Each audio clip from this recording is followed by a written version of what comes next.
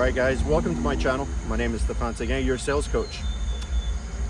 There's something that I discovered yesterday that actually unknowingly I've been using for a long time. And that is negotiating at the right time of the day. And some people would say to me, well, what do you mean by negotiating at the right time of the day? Well, first of all, you have to look at who your customer is and how they react. Are they better negotiators in the morning, or are they better negotiators at night or in the afternoon? That is huge when you understand this. I can tell you that psychologically, there's some research that's been done that also women, if you're going to negotiate against women, or I wouldn't say against, but with women, you should negotiate earlier in the morning. And men, if you're negotiating with men, you should negotiate later in the afternoon. Why? I can't explain that. It's just a psychological thing. It's part of the human body. It's who we are as men or women.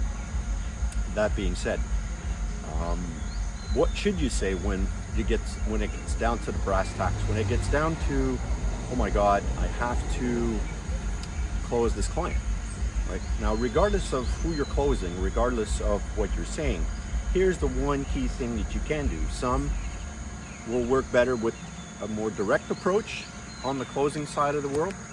So, how would you like to move forward? What would you like to do next? And some others, and you need to test this out, obviously, and find, how your customers react to this.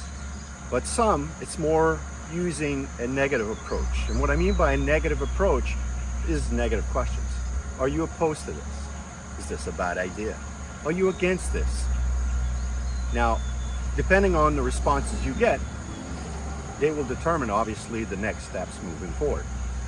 And most people, if you're using the negative part of it, who are people that are tired later in the afternoon or earlier in the morning, as I explained before, they'll say, no, I'm not opposed to that, or no, I'm not against that, or, okay, let's move forward, let's do this.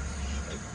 Now, again, others that are more in tune or more alert and they're not tired, and you use that approach of, how would you like to move forward? What would you like to do next?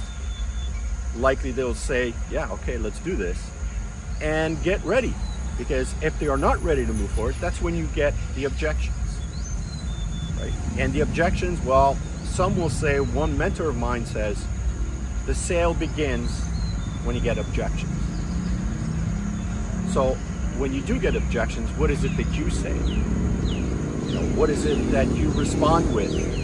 So at the end of the day, if this is a challenge for you, if responding to objections is a challenge, or if how to close a conversation is a challenge and you don't know what to say, hey, DM me below and I'll be happy to help you in any way I can to help you resolve those objection questions or those objections that you get from clients. And oftentimes it's not as difficult as you might think. Objections often come from just uncertainty, something you may have said, your energy level, how you feel, how you don't feel. So that being said, guys, give me a follow, a like, and a share. It helps my channel, but more importantly, it helps me contribute to you and give you quality content, and for me to help you in any way I can. I want to thank you for your help and support. Thank you.